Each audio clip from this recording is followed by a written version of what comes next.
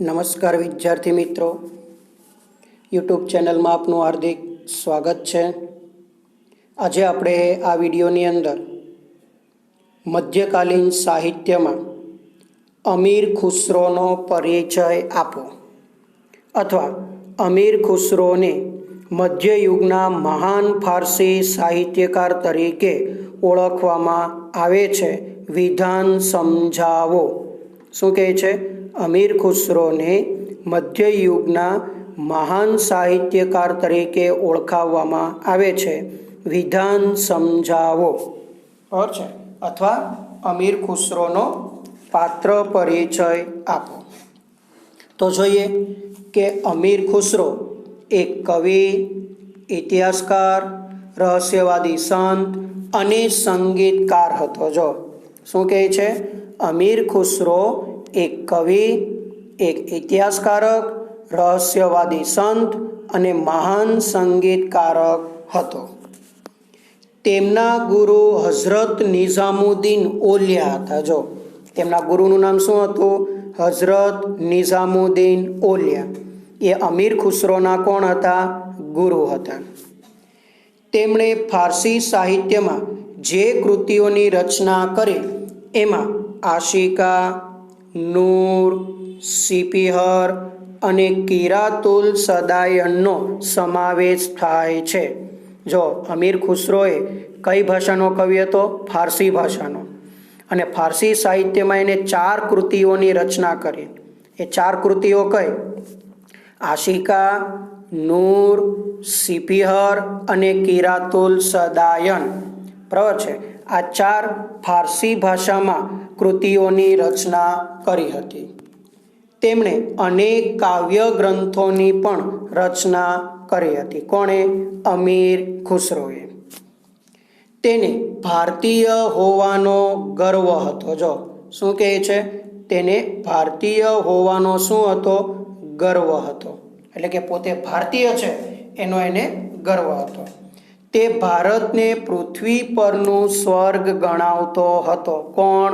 અમીર ખુસરો। એક તો પોતે ભારતીય છે એનો તો ગર્વ હતો જ, પરંતુ તે ભારતને પૃથ્વી પરનું સ્વર્ગ પણ ગણાવતો હતો। તે દિલ્હીની આજુબાજુ બોલવામાં આવતી ભાષાને શું કહેતો હતો બાળકો? હિન્દવી।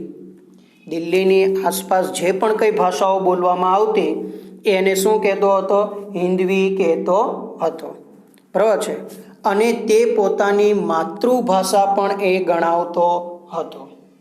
બાળકો, એવું કહેવાય છે કે અમીર ખુસરોએ જે પુસ્તકો લખ્યા છે ફારસી ભાષામાં, તો એ પુસ્તકોમાં એને ભારતનું વાતાવરણ, એની સુંદરતા, એની ઇમારતો અને તેના જ્ઞાન વિજ્ઞાનના પણ પુષ્કળ વખાણ અમીર ખુસરોએ કરેલા છે, કે જે ફારસી ભાષામાં સાહિત્ય રચ્યું તેમાં।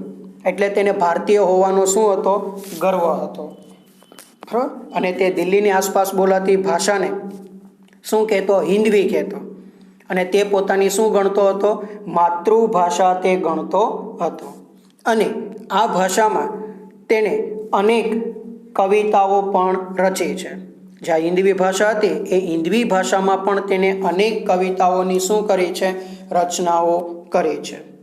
તેણે હિન્દી અને ફારસી ભાષાને ભેગી કરીને દ્વિભાષી ચોપાઈ અને દુહાઓ રચ્યા છે, જે પરંપરા સદીઓ સુધી પણ ચાલુ રહી છે। બરાબર છે? જે હિન્દી અને ફારસી આ બે ભાષાને અમીર ખુસરોએ શું કરી? ભેગી કરી અને એમાંથી એને દ્વિભાષી ચોપાઈ અને દુહાઓ બનાવ્યા, જેની પરંપરા આજ દિન સુધી શું રહી છે? શરૂ રહી છે। એટલે અમીર ખુસરો એ ફારસી ભાષાનો એક મહાન સાહિત્યકાર કહેવામાં આવે છે। સાહિત્યકાર તો હતો જ, પરંતુ તે કવિ, ઇતિહાસકારક, રહસ્યવાદી સંત અને સંગીતકાર પણ કહેવાતો હતો। જો આમાંથી એક વાક્યનો એક સવાલ આની અંદર આવે છે, કયો? કે અમીર ખુસરોએ ફારસી સાહિત્યમાં કઈ 4 કૃતિઓની રચના કરી? આ એક વાક્યની અંદર પૂછાય છે। તો એની 4 કૃતિઓ કઈ ફારસી ભાષામાં? આશિકા, નૂર, સિપિહર અને કિરાતુલ સદાયન। બરાબર છે. આ 4 એની ફારસી ભાષાઓની મુખ્ય કૃતિઓ કહેવામાં આવે છે. બરાબર છે. એટલે આ સવાલ તમને બે રીતે પૂછાઈ શકે કે અમીર ખુસરોને મધ્યયુગના મહાન ફારસી સાહિત્યકાર તરીકે ઓળખવામાં આવે છે, અથવા તો અમીર ખુસરોનો પાત્ર પરિચય આપો. એ બે રીતે આ સવાલ તમને પૂછાઈ શકે. પર 3 ગુણની અંદર પૂછાય. બંને કેટલા ગુણની અંદર પૂછાય છે? 3 ગુણની અંદર જ પૂછાય છે. ઓકે, ધન્યવાદ બાળકો.